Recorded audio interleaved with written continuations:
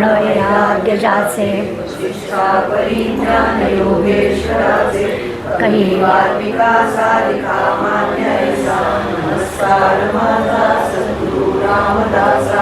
सह्याद्रीचा विभाग विलसे सज्जन जो नृपेण सविला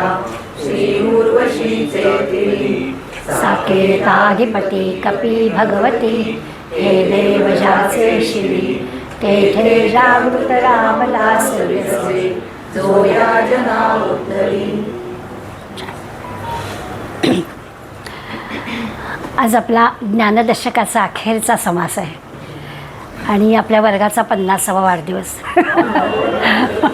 50 वर्ग आपले झाले म्हणजे 5 दशक आपल्या आज पूर्ण होणार. आणि एका अर्थाने आजचं नाव पण समासाचं सिद्ध लक्षण आहे. सिद्ध म्हणजे तयार असणं. म्हणजे खरं तर आपण आता अभ्यासाला तयार झालो. आत्तापर्यंत आपण असं म्हणूया की या 50 वर्गांमध्ये आपली समर्थाने भूमी तयार केली की आपल्याला जे पुढे शिकायचं आहे त्याचं आपल्याला नेमकं कुठे जायचं आहे याची तयारी आपली करून घेतली. मागचा समाज होता तो साधकाचा होता. साधक कुणाला म्हणावं आणि साधकाची जी लक्षणं समर्थाने आपल्याला सांगितली ती सगळी आपण अभ्यासल्यावर साधारणपणे मनात असं आलं की प्रापंचिकाचा काही हा प्रांत नाही. ही जेवढी लक्षणं आहेत सगळ्या गोष्टींचा त्याग करायचा तर हे प्रापंचिकाला शक्य नाही आहे. प्रपंच म्हटला की सगळ्या गोष्टी आल्याच मग या प्रांतात पडूच नाही आहे का असा एक प्रश्न साधकाच्या मनात किंवा या प्रांतात येणाऱ्या माणसाच्या मनात येणार की जाऊ द्या आपलं प्रपंच करावा, छान मुलं बाळं आनंद घ्यावा, खेळावं बागडावं हिंडावं, छान चाललं आहे आपलं, कशाला पाहिजे हे आत्मज्ञान वगैरे असं वाटणं स्वाभाविक आहे. आपण गेल्या वेळेला नारद मुनींची आणि भक्ताची गाठ पडली होती आणि चिंचेच्या पानाखाली बसलं आहे, चिंचेची पानं संपेपर्यंत कर, तेव्हा हे पाहिलं की प्रपंचामध्ये मग बरं आहे ना, काय निदान तेवढ्यापुरतं का होईना आनंद सुख घेता येईल असं वाटणं काही चुकीचं नाही आहे.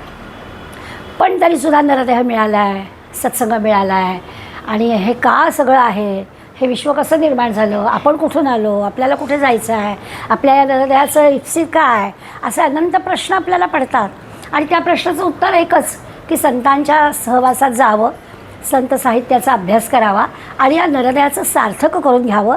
कारण नरदेह हा सुखदुःखाने भरलेला आहे. आपल्याला जर सुख हवं आहे, आपल्याला जर खरं समाधान हवं आहे, आपल्याला जर खरा आनंद हवा आहे तर आपण या जन्ममृत्यूच्या चक्रातून बाहेर पडायला हवं. हा विचार मनात आला की मग ही सगळी तयारी झाली असं होईल आणि ती तयारी आपली समर्थाने करून घेतली असं म्हणायला हरकत नाही. पण या समाजाच्या पहिल्या 7-8 ओव्यांमध्ये समर्थाने प्रापंचिक माणूससुद्धा सिद्ध होऊ शकतो. म्हणजे प्रापंचिकाला जेव्हा प्रश्न पडला आहे की एवढी लक्षणं नाही बाबा आम्हाला अंगीकारता येणार, मग आम्ही याच्यात पडायचं की नाही, तर हा प्रश्न पडायला नको. प्रापंचिक माणूससुद्धा उत्तम साधक होऊ शकतो, सिद्ध पुरुष होऊ शकतो. म्हणजे आपण समर्थांचं ज्ञानेश्वरांचं उदाहरण घेताना एकीकडे एकनाथांचं तुकारामांचं पण घेतोच. म्हणजे ज्ञानेश्वर माऊलींचं ठीक आहे, त्या 4 भावंडांचं की त्यांनी प्रपंच केला नाही, ज्या कामासाठी अवतार धारण करून ते आले होते. समर्थांनी स्वतःचा प्रपंच केला नाही पण समाजाचा देशाचा प्रपंच केला. असं त्यांच्या ठिकाणी आपण विचार करतो आणि मग हे आम्हाला जमणार नाही म्हणून आम्ही 2 हात दूरच राहणं पसंत करतो. पण त्याबरोबर आपल्याला साथ द्यायला असं वाटतं की तुकारामांसारखा संसार करणारा संत होता, एकनाथांसारखा उत्तम संसार करणारा संत होता. आणि मग या सगळ्यांकडे पाहून असा अर्थ आहे की प्रापंचिक माणूससुद्धा प्रयत्न केला तो उत्तम साधक नव्हे उत्तम सिद्ध पुरुष संत पदवीला पोचू शकतो. आता हा विचार मनात आला की आजची सिद्ध पुरुषाची लक्षणं जी आहेत ती आपल्याला लक्षात येतील. 2 संकल्पना या समासामध्ये समर्थांना सांगायचे. एक असं आहे की त्यागाला फार मोठं महत्त्व दिलं आहे. या सिद्ध पुरुषाला किंवा साधकालाच म्हणूया आधी अंतर्त्याग आणि बहिर्त्याग दोन्ही गोष्टी करायला लागतात. बहिर्त्याग काय तर आपण आत्तापर्यंतच्या अनेक समासांमध्ये शिकलो आहे की आपल्याला बाह्य आकर्षणं खूप आहेत, त्या सगळ्याचा आपल्याला त्याग करता आला पाहिजे. जो मार्ग आपण निवडला आहे या मार्गाने आपल्याला जायचं आहे तर अनंतमध्ये अडचणी येणार, त्या सगळ्या अडचणींवर मात करून आपल्याला जाता आलं पाहिजे आणि त्यासाठी आपल्याला काही त्याग करावा लागतो. त्याला बहिर्त्याग म्हणायचं, बाह्य गोष्टींचा त्याग. अगदी खाण्यापिण्यावर कंट्रोल करावा लागतो किंवा त्याग करावा लागतो. नाही बाबा आज जमणार तर नाही, ज्या ठिकाणी तीर्थक्षेत्री आपण गेलो की जिथे जे असेल ते शिबिरामध्ये शिवथरगडीत गेलो त्या इतके प्रश्न विचारतात लोक. मीराताई आपण महाडला थोडी फळं खरेदी करूया का? म्हणजे काय आता तशी आपल्याला सवय असते ना. मग आपण किती जणांसाठी तू फळं खरेदी करणार आहे बाबा? 100 माणसं तिथे आहेत, आपण एकटेच तर नाही खाऊ शकणार ना आपल्या आपल्या खोलीत, म्हणजे आपल्याला सगळ्यांना द्यायला पाहिजे. तर तिथे जे असेल ते हे ना असे मनात विचार येतात. पण तिथे गेल्यानंतर त्या मठामध्ये जे असेल ते आपल्याला चाललं पाहिजे हा संस्कार आपल्यावरती या 5 दशकात झाला. मग आपण तयारीत आलो की अरे हा नाही बहिर्त्याग म्हणजे काय, तर आपल्याला या मार्गाने जायचं ना, या मार्गामध्ये जाताना जे जे आपल्याला करावं लागेल ते करायचं. आपण महाबळेश्वरला गेलो, कुलू मनालीला गेलो तर आपण नवनवीन ड्रेस रोज घालू, काही हरकत नाही. पण आपण शिवथरगडच्या ठिकाणी गेलो आहे, आपण शेगावला गेलो आहे, आपण गोंदवल्याला गेलो आहे, तर जावंच ना 2 साड्या घेऊन. आज एक उद्या एक तिथे आपण कशासाठी आलो आहे. नाही तर अजून एक मी मार्ग काढला आहे, मी काढला आहे असं अनंत लोकांकडनं ऐकलं आहे तर मला पटला.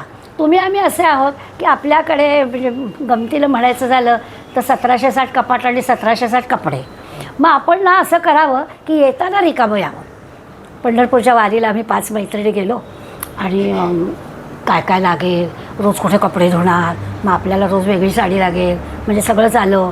मग तेवढे कपडे नाही, तिथे असतं ट्रक असतो, आपलं सामान ट्रकमध्ये टाकायचं असतं, सगळ्याला सोल्युशन असतं आपल्याला. पण मग येताना ठरवलं की आपल्याला जर एवढे कपडे जाताना हवे तर मग येताना आपण रिकामं यायचं. आणि खरोखर लक्षात असं आलं की त्या वारीमध्ये सगळ्या ज्या ग्रामीण भागातून येणाऱ्या पंढरीच्या वारकरी आहेत त्यांच्या अंगाखांद्यावर एक अंगावर कपडा आणि एक डोक्यावरती पिळा असंच असतं. जिथे जागा मिळेल जेव्हा बिवायला तिथे ते झटकून ते झाडावरती कुठे ते दगडावरती पडझड वाळत घालतात दुसऱ्या दिवशीसाठी, की पुन्हा ते अंगावर की दुसरं डोक्यावरती पिळा. अशीच त्यांची पद्धत असते. ही खरी वारी आहे, हा बहिर्त्याग आहे. मग तो आम्हाला जमेल का? तो आम्हाला नाही जमणार. मग आम्हाला काय जमेल? निदान त्यांना आपलं काल वापरून झालेलं आहे देऊन टाक आणि तिथे दिसायच्या हो वारीमध्ये आपल्या साड्या काल दिलेल्या त्यांच्या अंगावर. मग एक समाधान वाटतं की ठीक आहे, सगळंच्या सगळं बहिर्त्याग हा असा इतका जमेल असं नाही, पण त्याच्यातून आपला मार्ग काढता येईल का? आणि त्यात काही अवघड नाही आहे. आपण जी वापरतोय ती वस्तू दुसऱ्याला दिली ना तर त्याला पण त्याचं समाधान होतं. फाटकी तुटकी काय आपण देणार नाही होत असा विचार करून आपण त्यातून मार्ग काढतो. हे साधकाचं लक्षण आहे. साधकांनी त्यातल्या त्यात मार्ग काढावा की बहिर्त्याग काय, की माझ्याकडे आहे ना उदंड दे, माझ्यातलं एवढं कमी झाल्यावर काहीच होणार नाही आहे त्यामुळे ते दे, अशा प्रकारचा विचार मनात यावा. आणि अंतर्त्याग आहेच. अंतर्त्यागामध्ये आपल्या मनामध्ये सातत्याने भगवंताचं स्मरण होण्यासाठी मनात जे विकार येतात, विकल्प येतात ते सगळे बाजूला करता आले पाहिजे. त्या त्यागाला अभ्यास करावा लागतो. बरं ते मन चंचल आहे आपल्याला सगळ्यांना माहीत आहे, पुन्हा पुन्हा ते बिचारं उताराकडेच धावतं, त्यामुळे त्याला सारखं वठणीवर आणायला लागतं. पण या अंतर्त्याग आणि बहिर्त्याग दोन्ही केल्याशिवाय ही जी आत्मज्ञानाची प्राप्ती आहे किंवा सिद्ध लक्षणं जी आता आपल्याला समर्थ सांगणार आहेत त्या सिद्ध लक्षणांची प्राप्ती होणार नाही. म्हणून या अंतर्त्याग आणि बहिर्त्यागाची खूप मोठी आवश्यकता या समासामध्ये समर्थ आपल्याला सांगतात. एका अर्थानं सगळ्या विषयांचा त्याग करायला सांगतात. म्हणून मला रोज आपलीच चूक आपल्याला कळते. विषय त्याग करायचा म्हणजे अमुकच एक गोष्ट मला लागते असं असायला नको. रोज कॉफी साखर घालून देते, कसला विषय त्याग आला. पण हा जमला पाहिजे. अंतर्त्याग आणि बहिर्त्यागामध्ये ही छोटी छोटी वाटणारी पण आपल्याला लक्षात येतं की विषयांचा त्याग म्हणजे काय, तर मला अमुक एक लागतं असं असायला नको. देहाच्या पातळीवर गृहस्थाला खूप कठीण जाते ही गोष्ट. वाटायला सोपी असली तरी गृहस्थाला हे फार कठीण असतं. त्यामुळे छोट्या छोट्या पातळींवर आपण त्याचा प्रयत्न करायचा. निदान जिथे आपल्याला नाही आहे शक्य मिळणं तिथे आपण आनंदाने, समाधानाने, तृप्ततेने राहता आलं आपल्याला पाहिजे असा विचार करायला हरकत नाही. लौकिक व्यवहारामध्ये आपल्याला अनेक गोष्टी टाळता येत नाहीत, त्यामुळे त्या करायच्या नाही तसं नाही. परंतु विषय त्यागाला प्राधान्यानं या सिद्धाकडे जायचं आहे त्याच्यासाठी तयारी करायला पाहिजे. या सगळ्यामध्ये एक अगदी महत्त्वाचा मुद्दा आपण समाज कोणी वाचून आला असाल तर माझं म्हणण्याचा अर्थ लगेच कळेल की आपलं मन ना खूप मोठा संदेह घेणारं, संशय घेणारं असतं. करतो आपण, होणार आहे का, 5 महिने जाते काही फरक झाला आहे का, उगाच आपलं सकाळ किती वाया जाते, तिथे तासभर असं ह्या गडकरीला, पुढे तासभर इथे, घरी जायला उशीर, काही होणार आहे का उपयोग, बस झाला आता, असा मनामध्ये विचार येतो. हे जे संशयाचं आपल्या मनात किलमिश असतं ना, त्याच्यावर समर्थांनी यामध्ये खूप मोठा भर दिला आहे. ते म्हणतात माणसाचा स्वभावच असा आहे, प्रत्येक ह्याच्यामध्ये काहीतरी संदेह काढायचा. बरं, तो संदेह असा निगेटिव्ह ह्याच्याकडेच जातो, नकोकडेच जातो. संदेह नाही नाही करून बघितलंच पाहिजे, असं कसं अर्धवटं सोडायचं. सांगतात ना 12-12 वर्ष एका पुस्तकाचा अभ्यास करायला लागतं. एक ग्रंथ घेतला तर 12 वर्ष अभ्यास करावा लागतो. मग आपण कसं सोडून चालेल, जमेल तसं, असं हिया करून मनाला आपण सांगतच नाही. त्या मन माणसाचं असं संशयी संदेह घेणारं असतं. मग या समासामध्ये ह्याच्यावर खूप भर दिला आहे समर्थाने, की माणसाचा हा संशय गेला पाहिजे. संशयी माणसाची साधना वाया जाते. जो माणूस संशयी आहे, करतो तो साधना, बाकी सगळ्या गोष्टी चालू असतात, पण ती साधना पूर्णपणे फळाला येत नाही. त्याचा जो फायदा आपल्याला व्हायला हवा तो होत नाही, कारण मनात संशय असतो. व्हॉट्सॲपवरती टाकलं खरं की मंगळवारी सकाळी 6 वाजता आपण संकल्प येतील ना बायका, नाही आलं तर काय करू, एवढं सगळं पडलं आई घरात येऊन, संशय नाही होणार, असं सारखं मनाने आपल्या हे केलं पाहिजे. काय जास्तीत जास्त होईल, पुन्हा बसावं लागेल, पुन्हा लोकांना आवाहन करायला लागेल, समजा नाही झालं तर, पण मनातला संशय मिटला पाहिजे. ते समर्थ आपल्याला सांगणार आहे की चांगलं काम तुम्ही मनाशी ठरवा, प्रयत्न सगळे करा, सांगायचंच नाही कोणाला, मग कसं लोक येतील. तर भरपूर त्यांना वाव द्या, सांगा सगळ्यांना, येऊ देत, आणि मनातला संशय दूर करा की होणार, असं एक मनाशी ठरवलं. मी सगळ्यांना काल सांगत होते की आम्ही दासबोध एकदम मनात आलं की एक दिवसात दासबोध लिहावा.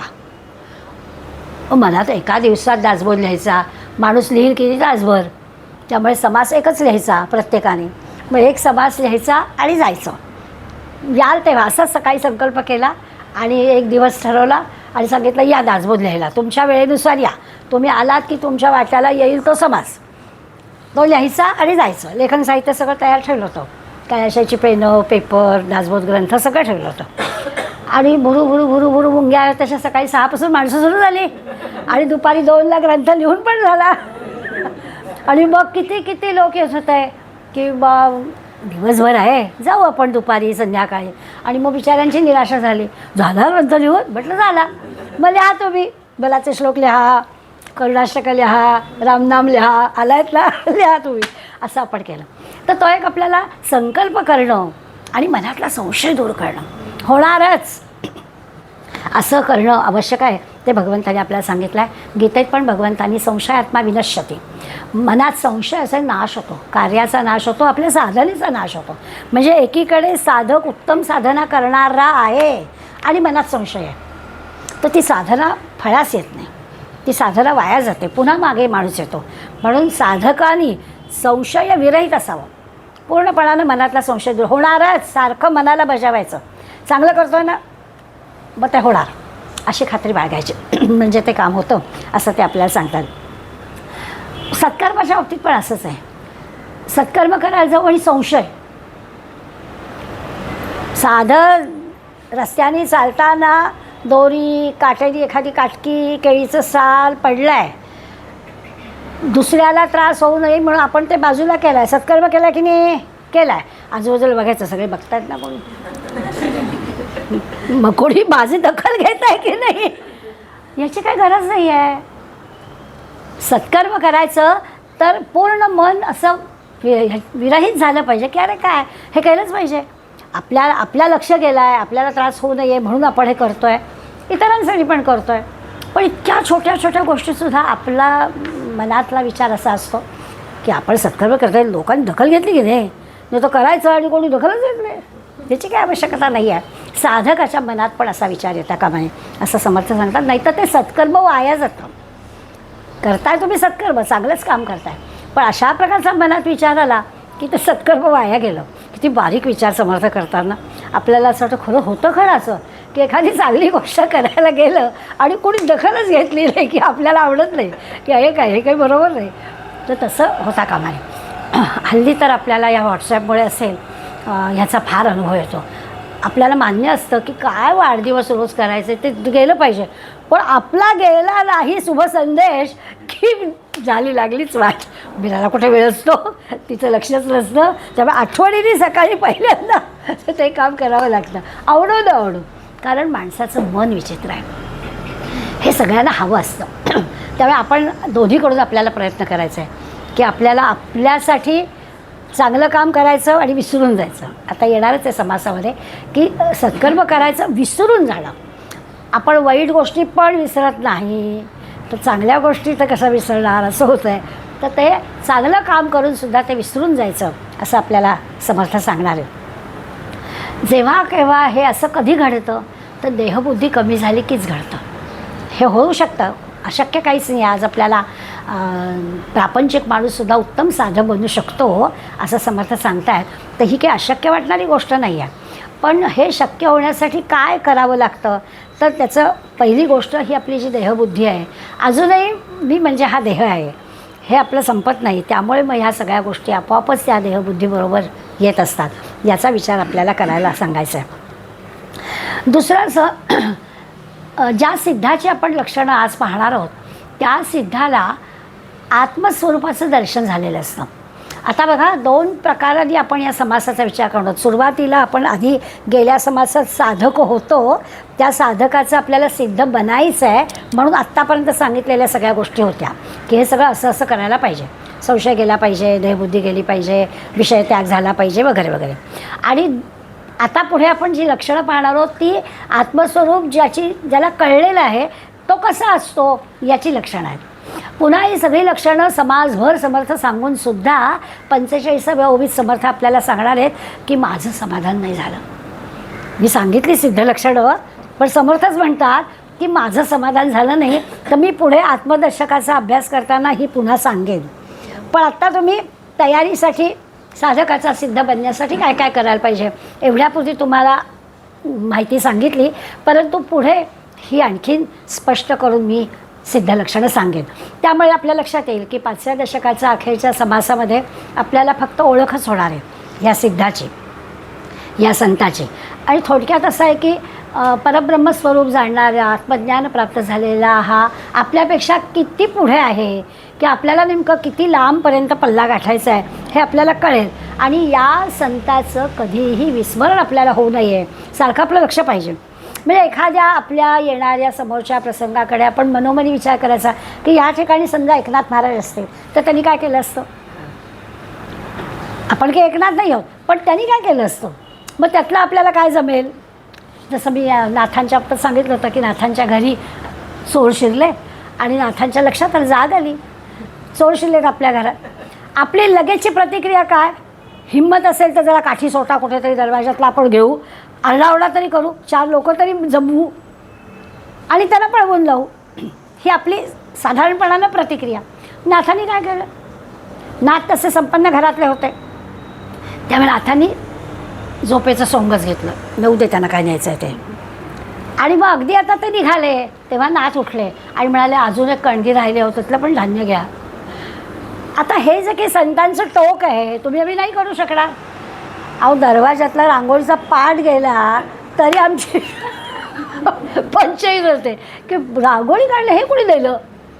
इतक्या आम्ही सगळ्या वस्तूंमध्ये अडकलो. मग आपल्याला ठरवावं लागतं की आपल्या जागी संत असतील तर ते कसे वागले असते. मग ती तुलना मनात झाली की मग आपल्याला आपण उगाचच ह्या वस्तूंमध्ये अडकतो आहे, काय गेलं तर जाऊन देणार, दुसरं आणू, असं आपल्याला वाटायला लागतं. म्हणजे आपण काही निष्काळजीपणानं हे सगळं करायचं आहे अशातला काही भाग नाही आहे.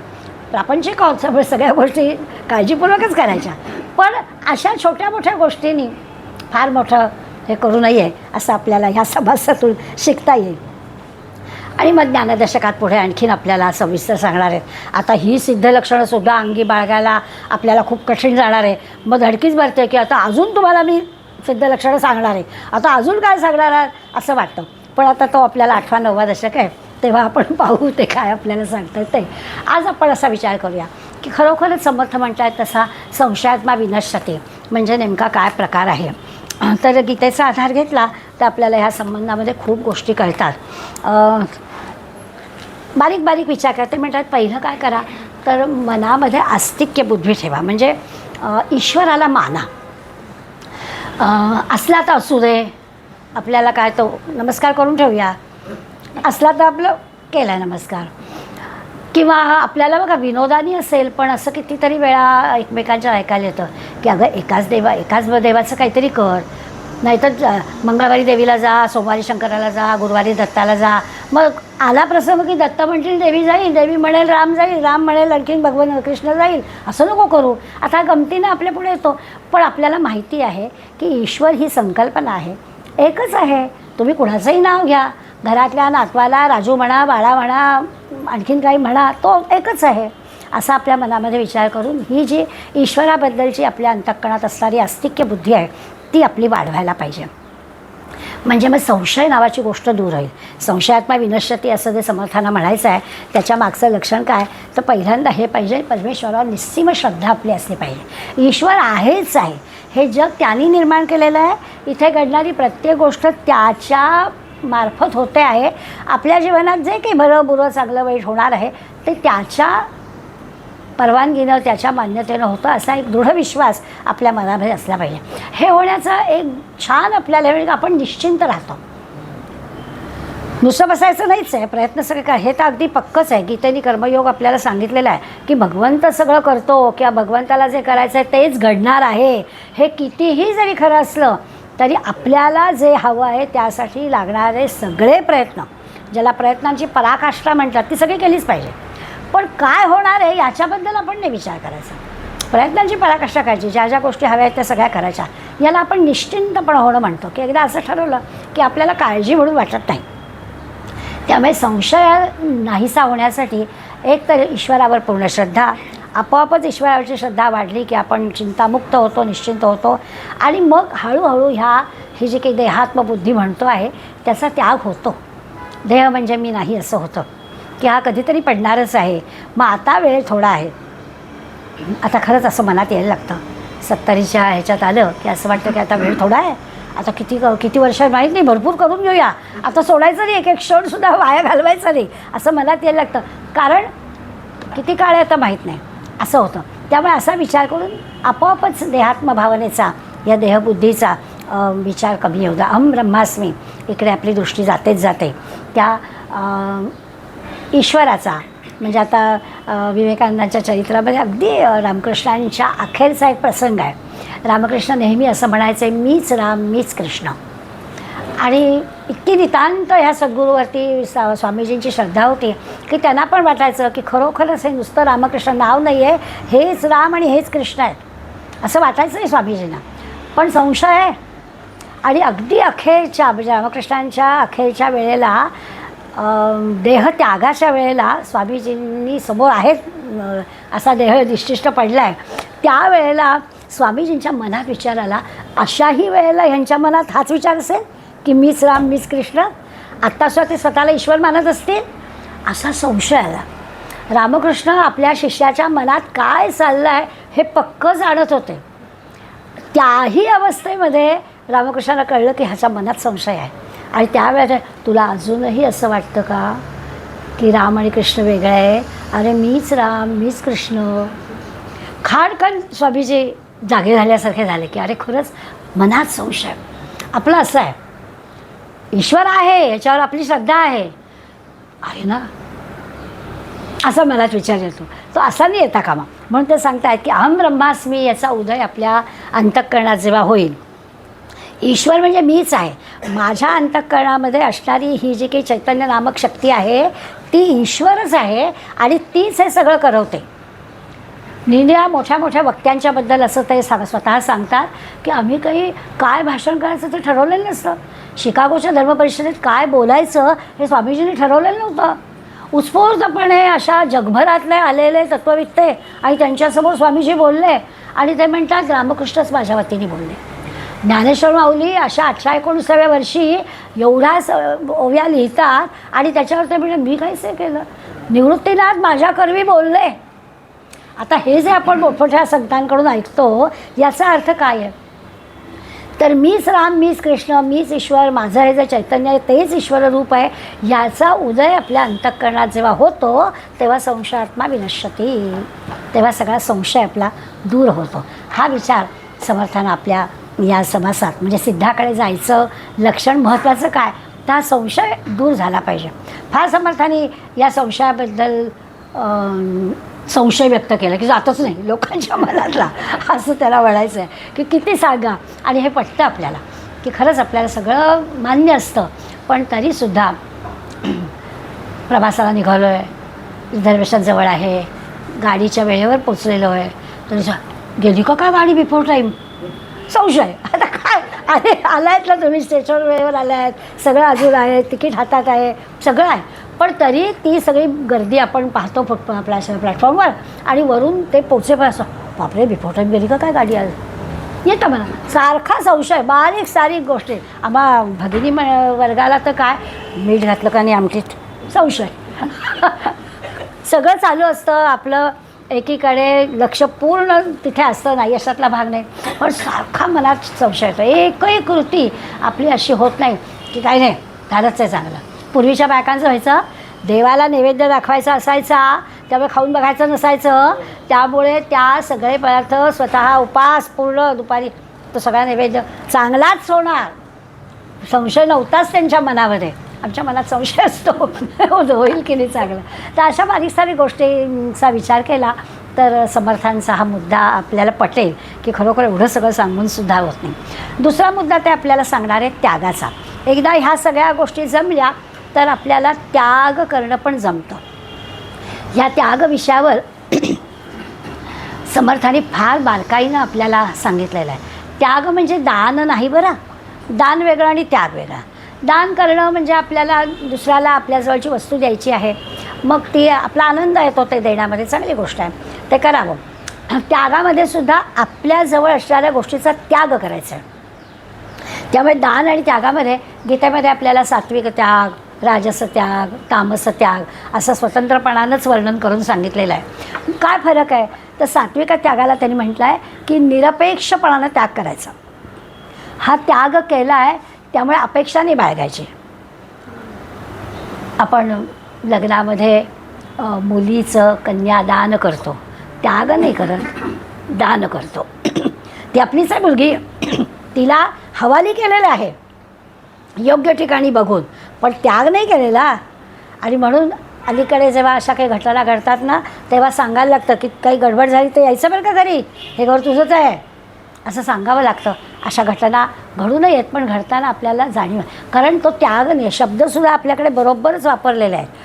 तर या त्यागाविषयीचं काय तर निरपेक्ष भाव नाही, बरोबर आहे, काही अपेक्षा ठेवायची नाही आहे, पण तरीसुद्धा त्याग वेगळा आणि दान वेगळं हा विचार करा. दुसरा राजस म्हटलं आहे, याच्यामध्ये राजसमध्येच सगळं ऐश्वर्य आहे ना, त्यामुळे यश, ऐश्वर्य, लौकिक हे मिळवण्यासाठी जर आपण काही त्याग करत असलो तर तो त्यागही राजस त्याग आहे, तोही काही खरा त्याग नव्हे असं समर्थ आपल्याला सांगण्यात येणार आहे. आपल्याला मी त्यागाची काही उदाहरणं घेणार आहे म्हणजे तुम्हाला त्याग शब्दाचा समर्थानं अभिप्रेत असणारा अर्थ कळेल.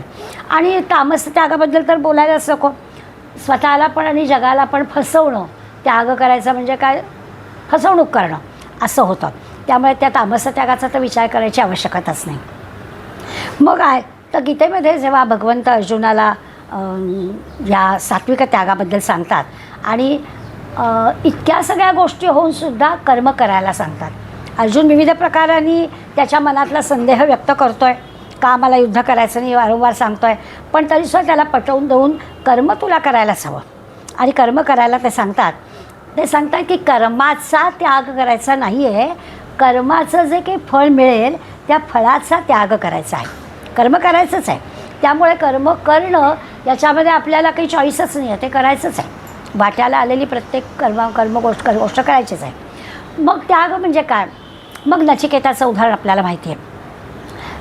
नचिकेताच्या वडिलांनी खूप साऱ्या गायींचं दान दिलं आणि त्या सगळ्या गायी कशा होत्या, वाकड गायी होत्या की ज्याचा मला काहीच उपयोग नाही आहे, त्या गायी लावून टाकल्या. नचिकेताच्या हे लक्षात आलं आणि नचिकेत वडिलांना म्हणाला हा काही हे नाही आहे, हा काही उत्तम हे नाही, त्याग तर नाहीच हा, कारण मला ज्याचा उपयोग नाही ती गोष्ट दिली, हा कसला आला आहे त्याग. तर मग पुढली सगळी नचिकेताची गोष्ट आपल्याला माहिती आहे, त्यात की अत्याचाराला नको, ह्याला त्याग म्हणता येणार नाही. नचिकेताने विचारलं, मला कोणाला देणार आहात? त्यावेळेला डोळे उघडले की मुलाला देणार कोण, जे मला नको आहे, भाकडगाई होत्या त्या देणार आहे मी ना, त्याच तो वाटत होता सगळ्यांना. त्यामुळे आपल्याला जे हवं आहे, आपल्याला जे आवश्यक आहे, आपलं त्याच्याशिवाय खरं अडणार आहे अशी गोष्ट माझ्यापेक्षा दुसऱ्याला हवी आहे आणि आपण ती दुसऱ्याला देऊन टाकावी, त्यावेळेला तो त्यागाचा विचार येतो. त्यामुळे ही काही हे नाही. आपल्या मराठीमध्ये कोल्ह्याला द्राक्ष आंबट अशी आपण नातवंडांना गोष्ट सांगतो. कोल्हा बिचारा द्राक्षांच्या घडाकडे बघतोय, उड्या मारतोय, एक पण लागत नाही तोंडाला.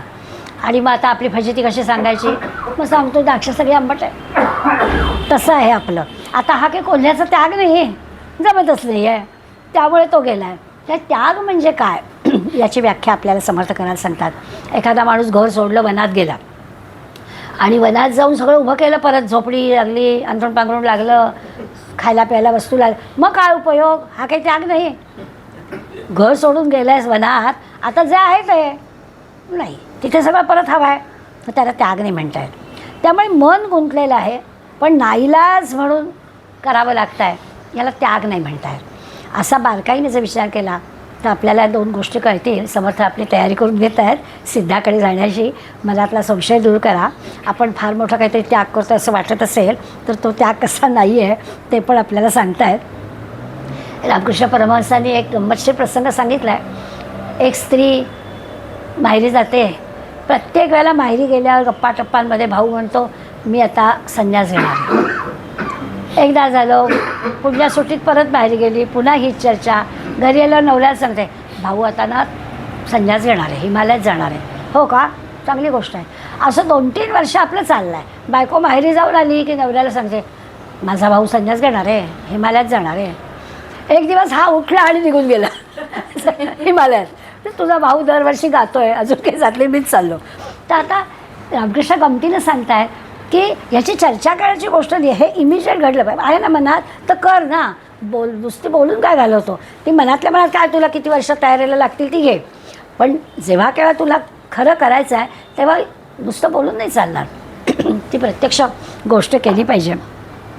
त्याचं वर्णन रामकृष्ण करतात की पिकलेलं झाडावरचं फळ अगदी सहजपणानं देठापासून अलग होतं, तसं आपल्याला जमलं पाहिजे. चटकन आपण या सगळ्या असणाऱ्या गोष्टीपासून पूर्णपणानं अगदी अलिप्तपणानं निघून गेलं पाहिजे. हे जमलं पाहिजे, त्याला त्याग म्हणायचं. आपण नेहमी गीत ऐकतो, श्रीकृष्णाच्या करंगळीतून रक्त येत आहे म्हटल्याबरोबर क्षणभरसुद्धा द्रौपदीने विचार केला नाही, आपली उंची पैठणी फाडून चिंदी केली तिची आणि बांधून टाकलं, असं आपण गीतात ऐकतो. तो तिचा त्याग आहे. बाकी एवढ्या सगळ्या जणी होत्या, पण एवढ्या किमती वस्तू, कारण साधं नव्हतंच त्यांच्याकडे काही. की राजघराण्यातल्या स्त्रियांजवळ फडकी कुठून असणार, ते कुठून मिळणार, आणि मग पैठण्या कशा फाडायच्या. द्रौपदीने क्षणभर पण विचार केला नाही. कृष्ण माझा आहे, त्याच्यासाठी मी काय वाटतं ते करायला तयार आहे, याला त्याग म्हणायचं. त्यामुळे आपल्याला त्यागाचा विषय सहजपणे करतो. संशय आपला गेला पाहिजे, त्यागाचा विचार केला पाहिजे.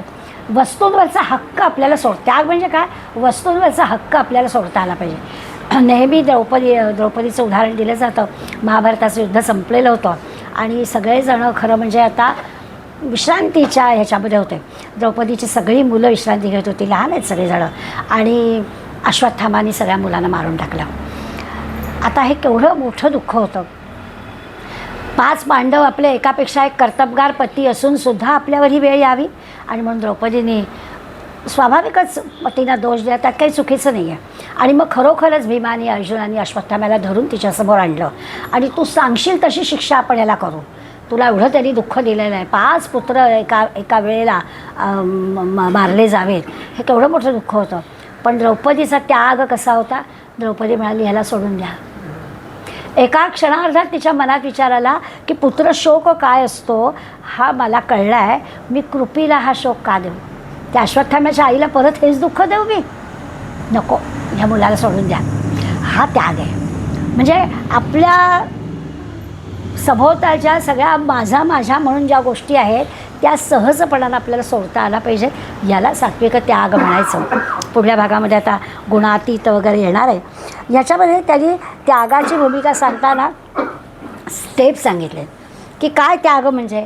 तर पहिलं असतं की एखादी वस्तू नाश पावणं, खराब होणं, वस्तू फुटणं. आपलं घरातल्या वस्तूंवरती प्रेम असतं, छान काचेचा एखादा सेट असतो आणि त्यातलं सेटमधलं भांडं आपल्या हातून किंवा कांबलीच्या हातून फुटावं, वाईट वाटतं. तो आहे ना, तो वस्तूचा नाश आहे, त्याग नाही आहे, नाश आहे. वस्तू झालं, तिचं आयुष्य थोडं तर संपलं. क्षणभर आपल्याला तोंडावरती आपण असू द्या गं, माझ्यात नसतं का फुटलं, राहू दे असं म्हणतो, पण त्याला मनातल्या मनात सेट गेला असं वाटतं. त्यामुळे वस्तूचा नाश होणं ही पहिली स्टेप आहे. दुसरा जो आहे ते अपहरण होणं, वस्तू हरवणं. हे पण आपल्याला अनुभवता येतं. घरातली एखादी वस्तू मिळत नाही की आम्ही अगदी काय नुसती आमची घालमेल होते. हल्लीच काय बँकात धन करायचे, त्यापेक्षा मी आणलेत बाई चांदीच्या 2 वाट्या, भांडी, चमचे वापरायला, आणि तो चमचा दिसत नाही की झाली घालमेल. आपल्याच हातून कुठेतरी इकडे तिकडे ठेवलेला असतो आपण कुठे, पण तरी अपहरण किंवा वस्तू न दिसणं, चोरी होणं, म्हणजे हा पुढला एक. जसा नाश होणं तसं दुसरं अपहरण, हा दुसरा टप्पा. त्यागाशी काही संबंध नाही याचा, हा काही आपण त्याग केलेला नाही, पण आपल्यापासून दूर गेली वस्तू दूर गेलीच ना. नाश होऊन दूर जाणं काय, अपहरून दूर जाऊन काय, किंवा क्रय विक्रय असं जे आपण म्हणतो की हिनं मला दिलं म्हणून मग माझ्याकडे पण होतं, मी पढेला देऊन टाकलं. आता दुसरी काहीच पटकन मनात नव्हती गोष्ट आणि अचानक आली आहे, त्यांनी एवढं आपल्यासाठी केलं आहे, मग ही छान वस्तू मला आवडली, ती पण मी आता देणारच आहे, आणि म्हणून आपण देणं. अशी जी देवाणघेवाण ज्याला आपण म्हणतो ते करणं, हा पण काही त्याग नाही आहे. कधीतरी कोणीतरी आपल्यासाठी काहीतरी केलं आहे आणि मग आता ही संधी मिळाली म्हणून आपण पण ते करतो आहे. अगदी आपल्या आवडणारी वस्तू आपल्याला द्यावी लागते आहे. बायकांना हा प्रसंग पुष्कळ येतो की खरं म्हणजे आपल्याला आवडलेली साडी आपण घेतलेली असते, अजून कोरी करकरीत असते, अजून घडी मोडायची असते, पण अगदी लग्नाचं बोलावणं करायला सासरचंच कोणीतरी आलेलं असतं, आता पुढे द्यायलाच हवं, आणि म्हणून मग जाऊ द्या आता काही दुसरा मार्गच नाही, आणि मग दिली जाते. हा त्याग नाही आहे. मन गुंतलं आहे ना त्या वस्तूमध्ये, ते वस्तू आपल्यापासून दूर होणं त्याग नाही आहे. पडणं फुटलं असं देवाणघेवाण करणं, वस्तू हरवणं, याला त्याग म्हणायचं नाही. आणखीन एक प्रकार ते आपल्याला सांगतात की दानसुद्धा ह्याच्यातच आहे. दुसऱ्याला देणं हा पण त्याग नाही. त्याग ही फार श्रेष्ठ गोष्ट आहे. या सगळ्या आधीच्या गोष्टी आहेत ना, या खरा त्याग नव्हे. वस्तू दूर जाते आपल्यापासून, पण तरी आपलं मन त्याच्यात गुंतलेलं असतं ना. जेव्हा केव्हा आपली जाऊ ती साडी नेसून एखाद्या फंक्शनला येते, मीच दिले तिला लग्नात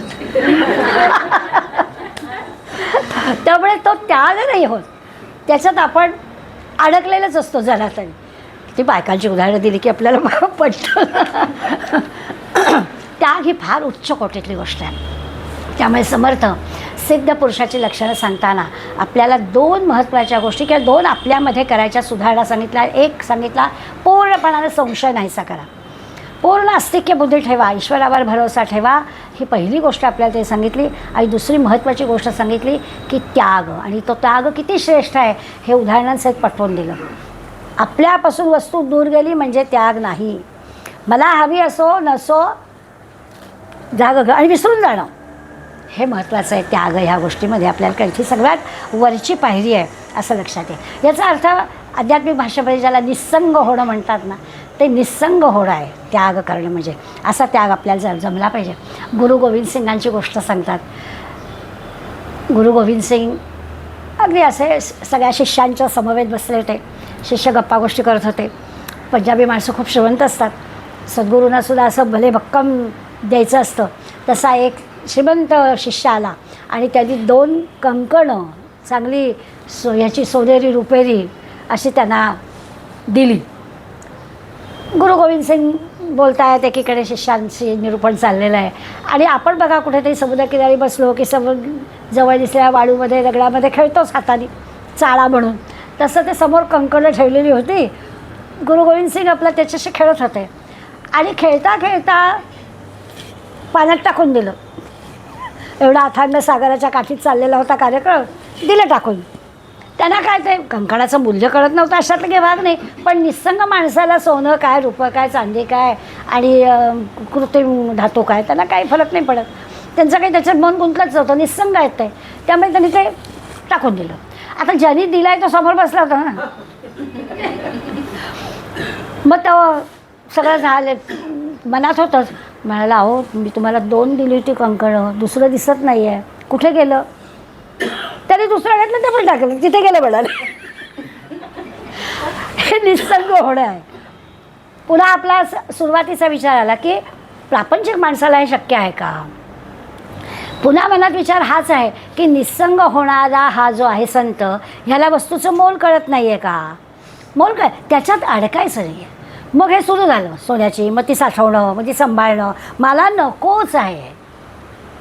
अशा पद्धतीचा निस्संगपणा येणं हे ह्या सिद्ध पुरुषाच्या ह्याच्यामध्ये लक्षण आहे. पुन्हा आपल्या लक्षात येईल खरंच संशय संपणं अशक्य आहे. त्याग करणं ही खूप अवघड गोष्ट आहे, आपण सगळ्या उदाहरणांशी पाहिलं. आणि आता ते तिसरे आपल्याला सांगतात पूर्ण निस्संग असला पाहिजे. त्याग करायचं म्हणजे काय, कशातही मन गुंताव कामा नये. खूप मोठं आपल्या ह्या संस्कृतीमध्ये किंवा आपल्या सगळ्या उपनिषद वेदवाङ्मय सगळ्या संत साहित्यामध्ये ह्या गोष्टीला फार महत्त्व दिलं आहे. पूर्वीच्या काळी ज्याला ब्राह्मण म्हटलं जायचं, जातीवाचक शब्द नाही, किंवा ब्राह्मण घरामध्ये जन्माला आला आहे, वडील ब्राह्मण म्हणून मी ब्राह्मण, अशा ब्राह्मणाला नाही म्हणत आहे. वेदशास्त्र पारंगत असणारा, ब्रह्म जाणणारा तो जो कोणी ब्राह्मण आहे, त्या ब्राह्मणासाठी आपल्याला असं म्हणता येईल की सर्वश्रेष्ठ कोण?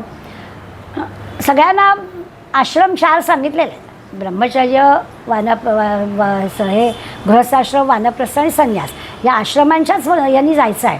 पण खरं कोणाला म्हणायचं तर त्याचं वर्णन ते सांगतात की तो ब्रह्मचर्य आश्रम करताना तो कसा असला पाहिजे की त्याला त्यावेळेला काम काय आहे, विद्या पारंगत होणं. मग त्यांनी बाकी करता कामा नाही. म्हणजे अलीकडल्या काळात विचार करायचा झाला की आम्हीसुद्धा, म्हणजे आपण पालक मंडळीसुद्धा तरुण मुलांना सुट्टी लागली की त्यांनी करू दे ना त्यांच्या मनासारखं काय हवं आहे ते असं म्हणतो. पण ते जे वय आहे ते ब्रह्मचर्य आश्रमाचं वय आहे. त्यांनी नाहीच अन्य काही करता कामा. त्यांनी अभ्यासाच्या संदर्भातल्या गोष्टी कराव्यात, स्टडी टूरला जरूर जावं, पण म्हणून बाकी सगळ्या गोष्टी नाही करायच्या. हे ब्रह्मचर्य आश्रमाचं महत्त्वाचं लक्षण आहे. ब्राह्मण शब्दामध्ये या सगळ्या गोष्टी येणार आहेत. आणि मग तिथे त्यागाला पण महत्त्व आहे की तिथे माणसाला कदाचित इच्छा होईल, पण या आश्रमामध्ये मी नेमकं काय करायचं आहे ते ठरवून दिलेलं आहे ना, मग त्या बाकीच्या गोष्टी मी करायच्या नाहीत, तो त्याग आहे. शाळेपासून आमचं जमलं आहे हे चुकीचंच वाक्य आहे. शाळेपासून कसं जमतं? तो ब्रह्मचर्य आश्रम आहे, तिथून कसं जमू शकतं? चुकीचंच वाक्य आहे. तिथे काय करायला तुला पाठवलं होतं? शाळेमध्ये शिक्षण घेण्यासाठी पाठवलं होतं, महाविद्यालयात शिक्षण घेण्यासाठी पाठवलं होतं, त्या ठिकाणी तेच काम केलं पाहिजे. ब्रह्मचर्य आश्रमामध्ये अन्य गोष्टी नाहीच करता कामा. त्याच्यासाठी वेगळा गृहस्थाश्रम आमच्या धर्माने दिला आहे आम्हाला.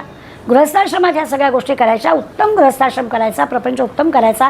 त्यावेळेला योग्य तो सगळ्या गोष्टींना आपल्याला प्राधान्याने परवानगी मिळालेली आहे. योग्य वेळेला योग्य ती गोष्ट करणं हे महत्त्वाचं आहे.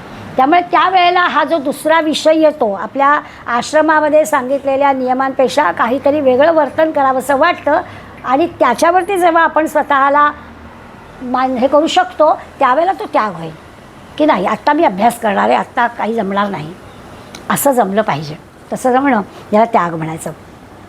गृहस्थाश्रमामध्ये धन मिळवायचं, अगदी जमलं तर एक नोकरी पुरत नाही आहे प्रपंचाला तर जोडधंदासुद्धा करायचा, त्यात काहीच चुकीचं नाही आहे.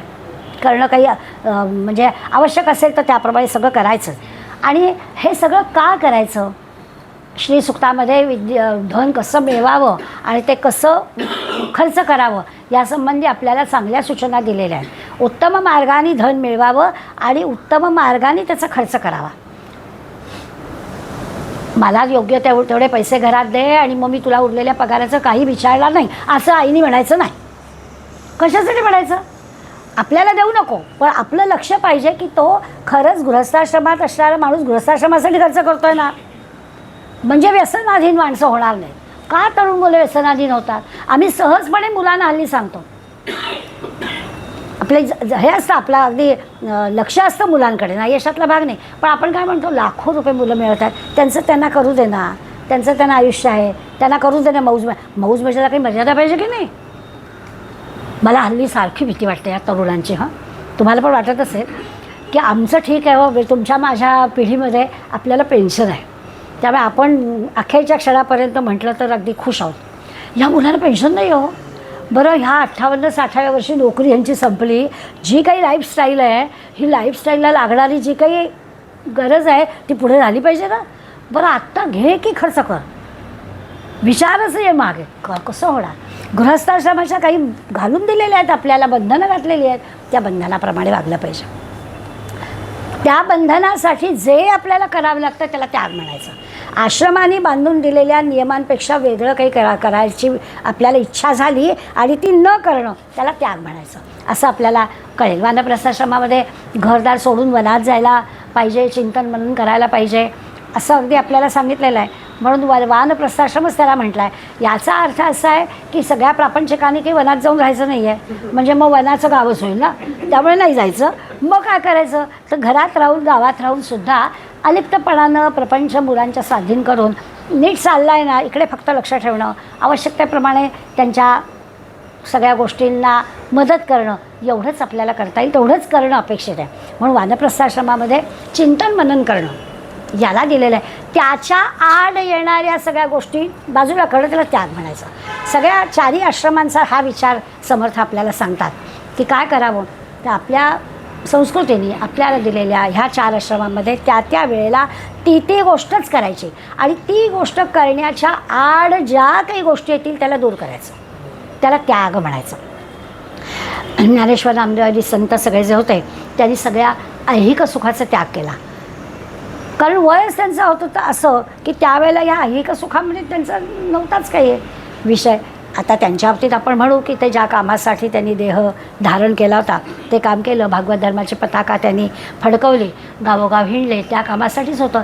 त्यामुळे स्वाभाविकच त्यांनी सगळ्या या ऐहिक सुख ज्याला आपण म्हणतो त्या सगळ्याचा त्याग केला होता.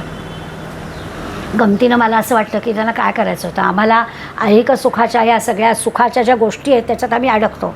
अहो, त्यांच्याजवळ अशी ताकद होती की ते भिंतीवर बसले आणि भिंत लागली को चालायला. तुम्हाला आम्हाला गाड्या लागतात, आम्हाला कसं जाता येणार. त्यांना त्याची गरज असते. ऐहिक सुखाची त्यांना कधी चिंताच पडली नाही. खायला मिळेल का, कोणी भिक्षा घालेल का, हा विषय कधी मनातच आला नाही. सगळ्या गोष्टी आपोआप घडतच होत्या, कारण त्याला प्राधान्यच नव्हतं. आता ही सगळी टोकाची उदाहरणं झाली, पण निदान आपण ती आठवणं. या सगळ्याचा अभ्यास करताना आपल्यासारख्याने मनामध्ये हेच ठेवायचं की आपल्याला संतांशी आपली तुलना करताना हे आपल्याला आठवलं पाहिजे की आपण काय आपल्याला जमेल. ते आत्ता ह्या जागी असतं तर त्यांना काय केलं असतं, तसा विचार आपल्या मनात येणं. शिवाजी महाराजांच्या नेतृत्वाखाली एवढे हजारो तरुण मावळे आपल्या जीवाची तमा न बाळगता आपलं घर दार गाव सोडून गेले. आता ते जेव्हा आपण पाहतो तर फक्त देवाचाच विचार, आपल्या देशाचा पण विचार आपल्याला करायचा आहे, धर्माचा पण विचार करायचा आहे. त्यासाठी आपण शिवाजी महाराजांचं उदाहरण घेतो की त्यावेळेला त्यांचं ते कर्तव्य होतं. त्याच्या आड येणाऱ्या सगळ्या गोष्टी, मुलाचं लग्नानंतर असं तानाजी म्हणू शकला, हे महत्त्वाचं आहे की माझं नेमकं आत्ता मला काय, त्याचा त्याग येतो की नाही. मुलाचं लग्न व्हायचं काय होईल, मी चाललो. आता दुर्दैव असं होतं की नाही परत आला, तो भाग वेगळा. पण मला आत्ता काय करायचं आहे, त्याच्या आड येणारी कुठली गोष्ट आहे ती मी बाजूला करणार, याला त्याग म्हणायचं. सगळ्या आपण देशभक्तांच्या चरित्राचा विचार केला तर आपल्याला मांदी आळी त्यांची सांगता येईल, यादीची यादी सांगता येईल की या सगळ्यांनी आपल्या घरादारावरती अक्षरशः निखारा ठेवलेला आहे. सावरकरांची आणि पत्नीचं नुसतं संवाद वाचला तरी आपल्या अंगावर काटा येतो की अरे खरंच कसे काय राहिले असते, किती अडचणी, किती त्रास सहन करावा लागला आहे कुटुंबियांना. आणि तो काय त्यांना कळलेला नव्हता का, कळत होता. परंतु ते अलिप्तपणानं की ठीक आहे कावळा चिमण्यासोबत संसार करतात ना, तसा का आपल्याला काट्याकुट्याने संसार करायचा आहे, ह्या येणारच अडचणी, ह्याला त्याग म्हणायचं. अशा ऐहिक जीवनातल्या सगळ्या गोष्टींचा त्याग. आता ह्या सगळ्यांना खूप मोठं धैर्य लागतं. आपल्याला आपलं इतरांचं वाचायला होतं, आपल्यावर वेळ आली तर आपल्याजवळ एवढं धैर्य नाही आहे. ते धैर्य वाढवणं, धैर्य वाढवताना 16व्या अध्यायामध्ये दैवी गुण आपल्याला सांगितले. त्याच्यात पहिला गुण निर्भयता सांगितलेला आहे, तो आहे आपल्याजवळ. त्याची आठवण पण आपल्याला समर्थ करून देतात की आपल्याला देवानी तो गुण घेऊन पाठवला आहे की आपण निर्भय असलं पाहिजे. निर्भयता येणं म्हणजे आपोआप आपलं धैर्य वाढेल. आपलं धैर्य आपण गर्भगळीत कधी होतो, भीती वाटते म्हणून. मला भीतीच वाटत नाही की मग आपल्याला धैर्य येतं, आपोआप असं होतं. समोर काहीतरी दिसतं आहे, तो साप आहे का काय, संशय सुरू झाला, मग भीती वाटली, हातात घाल बघू द्यायला काय आहे ते, असं म्हणून धैर्याने पुढे गेलं, भीती पण जाते, अरे दोरी आहे, आपोआप काम होतं. पण आमच्याजवळ धैर्य नाही आणि भय इतकं आहे, संशय इतका आहे की तो सापच वाटतो, दोरी नाहीच आहे. अरे पण जा ना धैर्य धरून पुढे. याच्यासाठी समर्थ सांगतात की असं चालत नाही. रामचंद्राने सुद्धा राज्य सोडून वनगमन केलं. धैर्य आहे हे, कोणाला नको आहे सिंहासन. एका क्षणात आणि चेहऱ्यावरती जराही रेषा हलली नाही. राज्याभिषेक व्हायचा होता, वनात जायला सांगितलं, येस. आपला जरा ठरवलेल्या गोष्टीचं नाही तसं झालं की रामाची आठवण काढायची, की असं लगेच आपल्याला थोडंसं हिंमत येते, लगेच आपल्याला थोडं धैर्य वाटतं की ठीक आहे, त्याला त्याच्या इतकं तर आपल्याला काही करावं लागत नाही, त्याग काही हरकत नाही. काही ठरवलेलं असतं आणि काहीतरी अडचण येते, ते करता येत नाही, लगेच रामाची आठवण आपल्याला काढायची की आपल्याला बरं वाटतं. मारवाडी लोकांच्या बाबतीत आपण म्हणतो किती किती जगभरच्या देशात ते जातात सगळीकडे. आपले सगळे वॉचमन बिचमन बघा, त्यांची सगळी बिहारमध्ये उत्तर भारतात फॅमिली असते, एक एकटे राहतात. ह्याला धैर्य लागतं, सामान्याला आपल्याला जमणार नाही. ते म्हणजे आजही आपल्याला कळतं की नोकरीसाठी प्रपंचासाठी असेल, पण वर्षवर्ष ती मंडळी बाहेर जातात. वेगळ्या दृष्टिकोनातून आपण पाहिलं तर मुंबईमध्ये किती अमराठी मंडळी आली आहेत, पोटासाठी आली आहेत. मग आता घर कुठे, ती मुलं बाळं काय, आई वडील सगळं तिकडेच आहे ना, आणि काय इथे पगार मिळत असेल आणि किती तिकडे जात असेल आणि कसे ते राहत असतील. जर तिथे नीटनेटकं सगळं असतं, शेतीवाडी, तर कशाला आले असते. असा जर दृष्टिकोनाने विचार करायला लागलं की असं वाटतं की अरे एवढं मोठं धैर्य आहे आपलं घरदार सोडून लांब यायचं आणि अशा पद्धतीने काम करायचं. या सगळ्यामध्ये आपल्याला त्यागाचा अर्थ कळतो. एकंदर आपल्या लक्षात असं येईल की इथे आपल्याला धनाचा वगैरे नुसता नाही, तर अहंकाराचा, लालसेचा त्याग करायला हवा. नुसतं पैशाचा वगैरे ते तर अगदीच वरवरचं झालं, पण आपला अहंकार काय आहे, आपली इच्छा काय आहे, लालसा ज्याला म्हणतो ती काय आहे, त्याचा आपल्याला आधी त्याग करता आला पाहिजे. आणि हा सगळ्यात मोठा त्याग आहे. लहानपणी आपण सुखी माणसाचा सदरा गोष्ट असायचो ना, तसं आहे की समाधान कसं आहे, तर ते समाधान मानण्यावर आहे.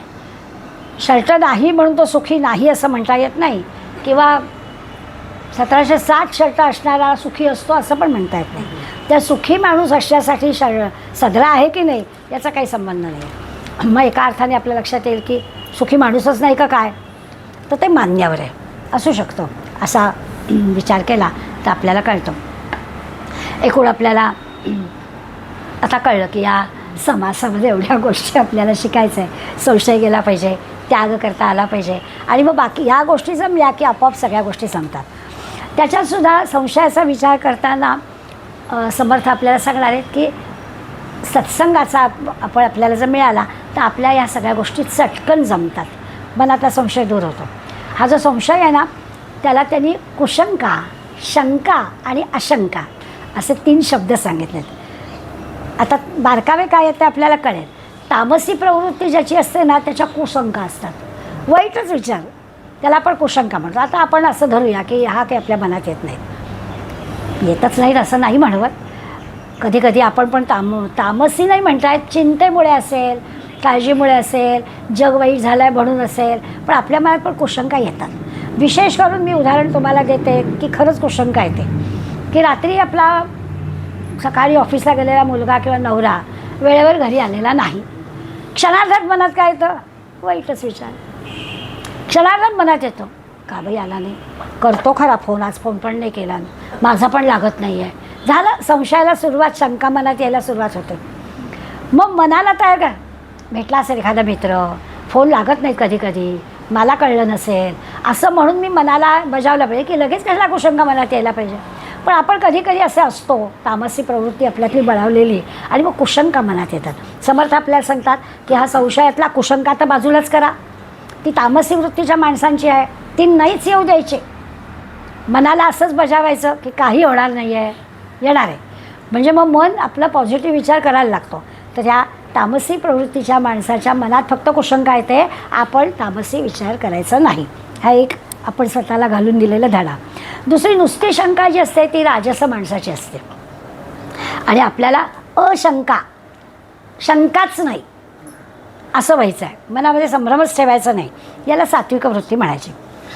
स्वामी विवेकानंदांचं जे उदाहरण मगाशी मी आपल्याला दिलं की माझा संदेह गेला, अशंका फिटली, म्हणजे आता मनामध्ये कसलीही शंका नाही, असं आपलं झालं पाहिजे. अशंका म्हणजे शंकाच नाही, कुशंका म्हणजे वाईट. आणि राजस तुमच्या आमच्या सामान्य मंडळी जी मधली आपण आहोत ना, त्यांना शंका येते जाते, असं झालं तर, जर तर, असं सगळे आपल्या मनात विचार असतात. तर ते जे असतात ते घालवायला खूप कठीण जातं, पण निदान कुशंका तरी घालवूया. अगदीच अशंका व्हायला, शंकाच मनात येत नाही, पक्का निश्चयच असतो, होणारच आहे असं व्हायला कदाचित वेळ लागेल. पण ही जरतारी भाषा आहे ती तरी बदलायचा प्रयत्न करूया, म्हणून आपण प्रयत्न करायचा आहे. आणि स्वामीजी आपल्याला सांगतात, सगळेच संत सांगतात की एकदा भौतिक गोष्टींवरती, ऐहिक गोष्टींवर आपण पाणी सोडलं, परमार्थाकडे वाटचाल करू लागलो की आपलं मन अशंक व्हायला लागतं, निशंक ज्याला म्हणतो तसं व्हायला लागतं.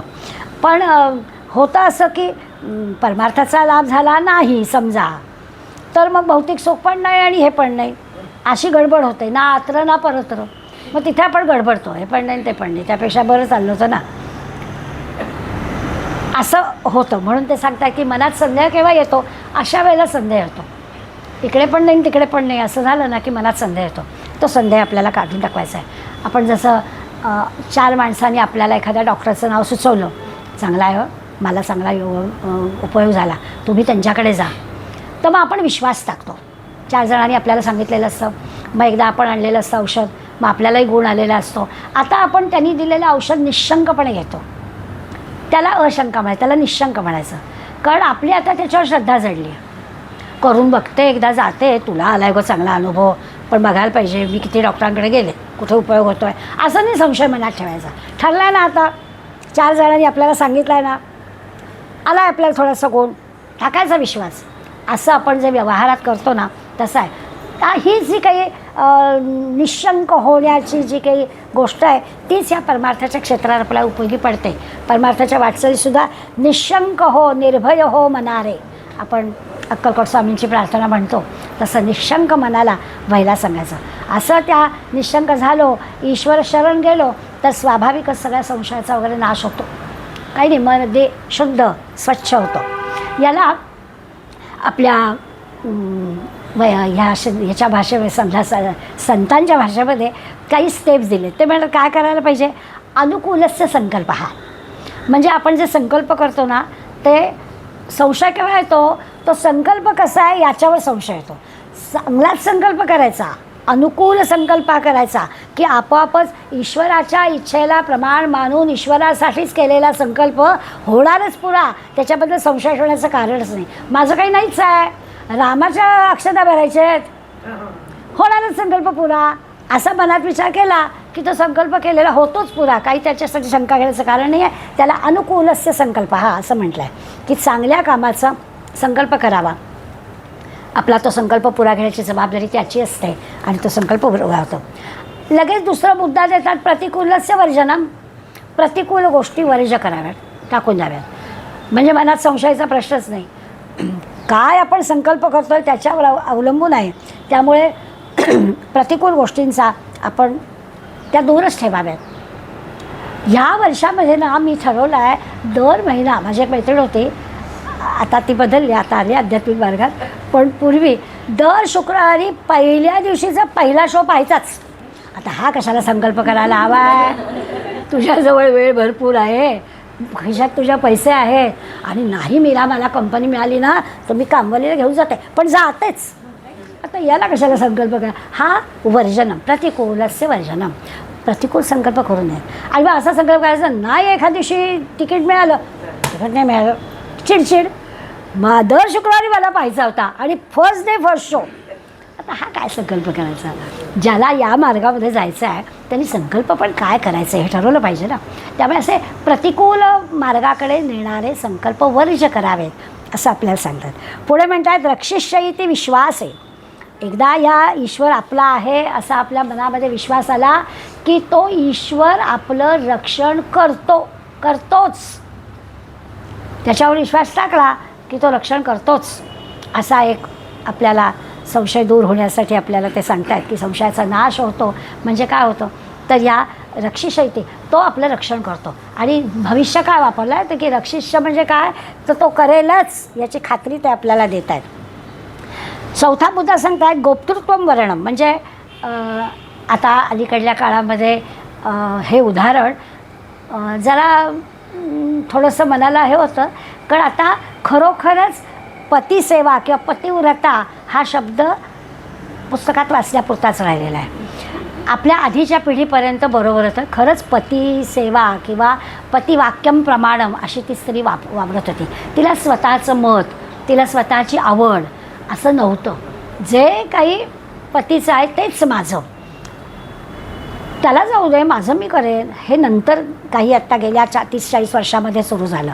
पण आपल्या संत साहित्यामध्ये हे जे 6 मुद्दे देत आहेत संशयाचा नाश होण्यासाठी काय तर त्याला त्यांनी हा मुद्दा उदाहरण देतात. असं पतिव्रतेला जसा पती तसा म्हणे भक्ताशी म्हणजे ईश्वराशी त्या भक्ताचा भाव असला पाहिजे.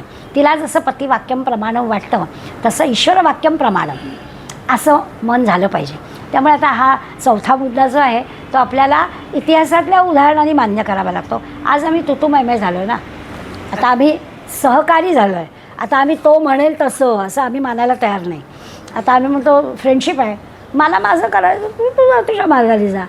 तर आता थोड्याफार याच्या बाबतीमध्ये आपण हे योग्य का अयोग्य ते ठरवूया नको. पण मुद्दा आपला गोप्तृत्वम वर्णम असं म्हटलं आहे तर त्याचा अर्थ असा आहे की ईश्वराकडे कशा दृष्टीने भक्तांनी पाहावं.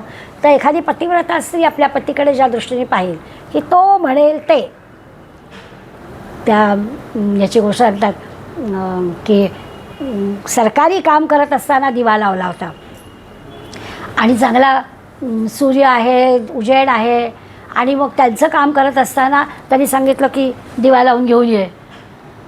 मनात संशय नाही त्याच्या आला, आज्ञा केले ना दिवा लावून ठेवा. असं आपण करू का?